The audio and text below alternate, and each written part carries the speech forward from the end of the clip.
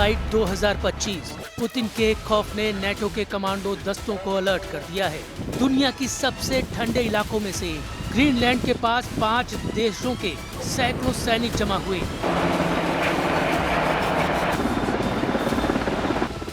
यह है Agusta Westland का EH-101 हेलीकॉप्टर, जिससे कमांडो एक जंगी जहाज पर उतर रहे हैं। मिशन है दुश्मन के जहाज पर कब्जा।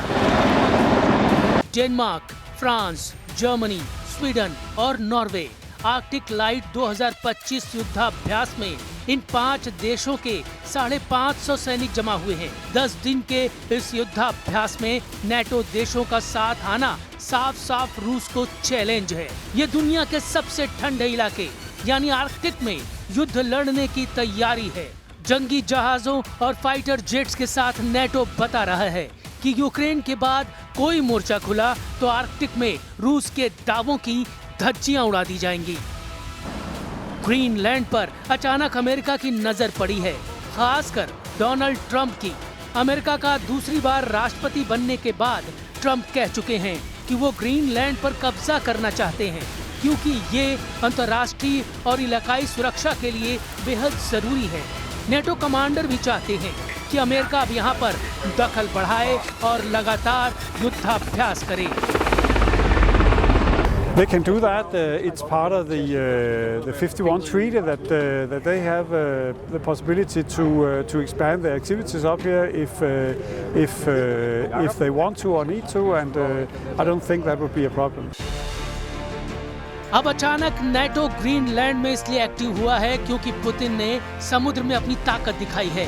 सपाद 2025 युद्धाभ्यास के दौरान रूस की सेना ने हाइपरसोनिक क्रूज मिसाइल जिरकॉन दागी है। पुतिन ने इस मिसाइल को टेस्ट करने के लिए लोकेशन भी ग्रीनलैंड के पास ही चुनी। बैरेंट्स सागर में इस मिसाइल को दागकर पुतिन ने बता दिया है कि नेटो से अब आमने सामने के युद्ध के लिए रूस पूरी तरह तैयार है। जिरकॉन हाइपरसोनिक क्रूज मिसाइल की लॉन्चिंग एक बार फिर देखिए, कैसे रूस की नौसेना मिसाइल फायर करने के लिए तैयार होती है। बैरेंट्स सागर में रूस का फ्रीगेट एडमिरल गोलोव मौजूद है। इसके क्रू को ऑर्डर मिलता है कि मिसाइल फायर की जाए। 3, 2, 1, корабль в точке пуска. Есть пуск, начал пусковой цикл. जिरकॉन मिसाइल लॉन्च होती है और अपने टारगेट की तरफ बढ़ जाती है।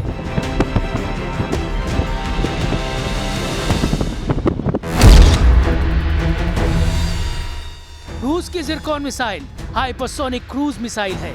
इसकी रफ्तार मैक 9 यानी करीब 11,000 किलोमीटर है।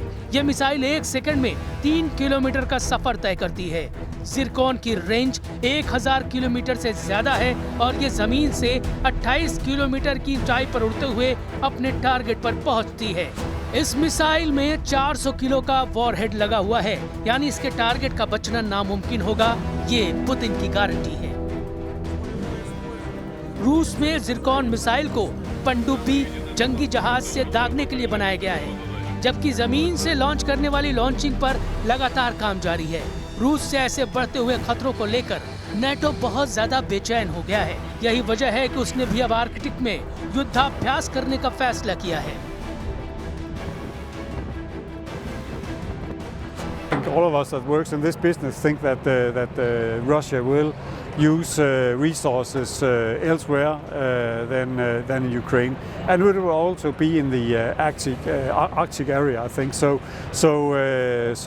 there's a threat, not a threat today, but a future threat we are looking into.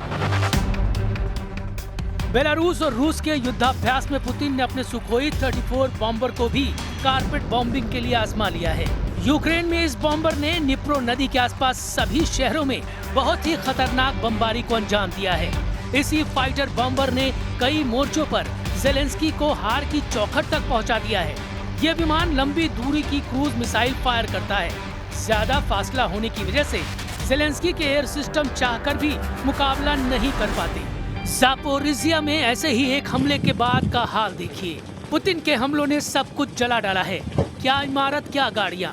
Zaporizhzhia में सब कुछ जल रहा है। पुतिन की एयरफोर्स और मिसाइल बैटरी ने यहाँ 10 हमले अंजाम दिए हैं।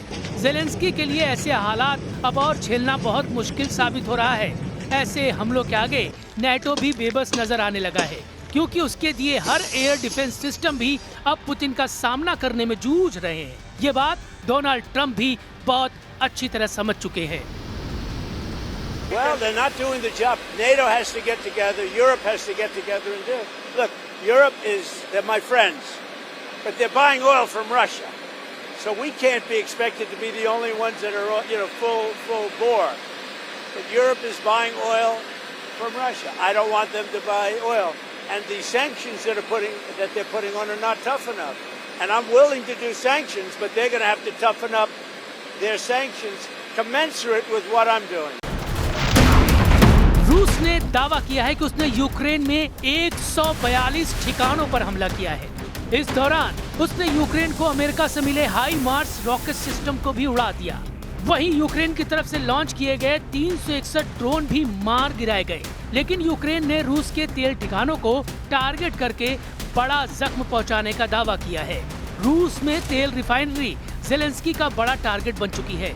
सवाल है कि क्या पुतिन ज़ेलेंस्की के साथ साथ अब पोलैंड से भी लड़ने के लिए पूरी तरह तैयार हैं? क्योंकि बेलारूस में युद्धाभ्यास को लेकर नेटो के समीकरण अचानक बिगड़ने लगे हैं। उसे अब यूक्रेन से ज्यादा अपने बॉर्डर की फिक्र सताने लगी है।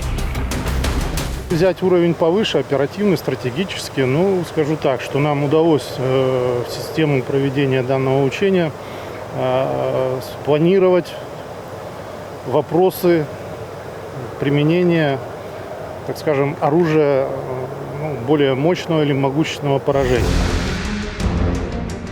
बेलारूस और पोलैंड बॉर्डर पर पुतिन का बहुत बड़ा युद्धाभ्यास चल रहा है। रूस और बेलारूस की सेना साथ साथ है। उनकी हर गतिविधियों को नेटो ने बहुत करीब से देखा है। लेकिन एक खबर है जिसने फ्रांस के राष्ट्रपति इमैनुअल मैक्रों, ब्रिटेन के राष्ट्रपति केर स्टारमर और जर्मन चांसलर फ्रेडरिक मर्स के होश उड़ा दिए हैं। इस युद्धाभ्यास को लेकर नेटो को डराने वाली बड़ी खबर पुतिन के सबसे भरोसेमंद साथी बेलारूस के राष्ट्रपति अलेक्जेंडर लुकाशेंको ने भेजी है। बेलारूस ने पोलैंड बॉर्डर पर बड़ा खेल कर दिया है। पोलैंड से लगी सीमा से 250 किलोमीटर दूर बेलारूस ने सीक्रेट मिलिट्री अड्डे बनाने शुरू कर दिए हैं। बताया जा रहा है कि बेलारूस में ये अड्डे अंडरग्राउंड बनाए गए हैं और इस जगह को रूस का मिसाइल गोदाम बनाया जा रहा है ताकि उसमें बैलिस्टिक और परमाणु मिसाइलों को रखा जा सके। मतलब साफ है कि बेलारूस में रूस की परमाणु मिसाइलों का लॉन्च पैड तैयार हो रहा है। सबसे डराने वाली खबर इससे भी आगे की है। एक सैटेलाइट इमेज में दावा किया जा रहा है कि पुतिन के मिसाइलों का एक बड़ा अड्डा बेलारूस की राजधानी मिन्स्क से 60 किलोमीटर दूर है। ये जगह पोलैंड बॉर्डर से 245 किलोमीटर दूर है और ये वो अड्डा है जहां पर सोवियत संघ के दौर में परमाणु हथियार रखे जाते थे।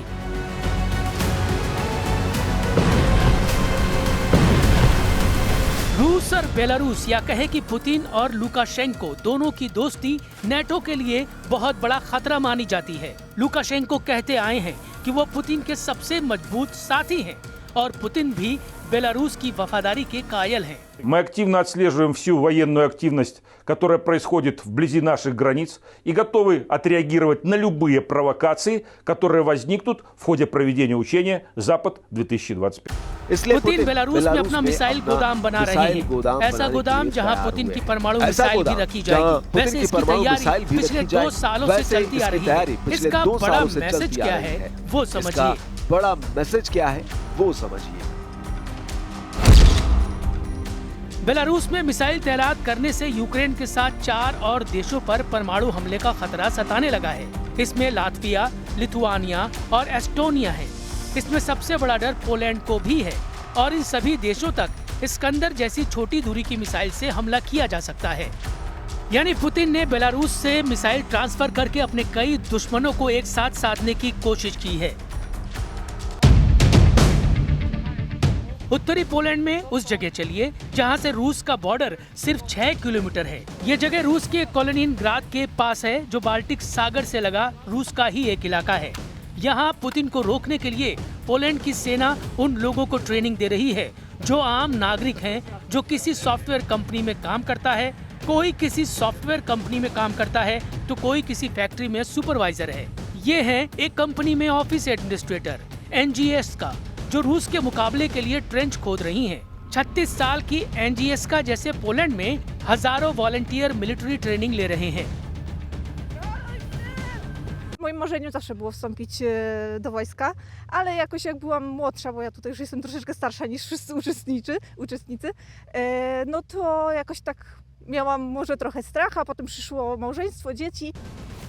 पोलैंड ने अपना रक्षा बजट 5% कर दिया है, नए हथियार खरीदे जा रहे हैं और आम लोगों को फौज की ट्रेनिंग दी जा रही है। पोलैंड बता रहा है कि वो युद्ध के लिए तैयार है, क्योंकि यूक्रेन के बाद उसे अपना नंबर साफ नजर आ रहा है।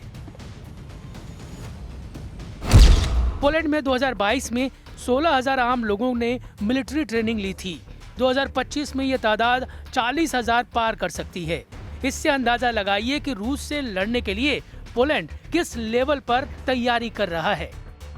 Natomiast samo założenie, że Polska samodzielnie jest w stanie się obronić, tak, jest to możliwe, bo widzimy przykład Ukrainy.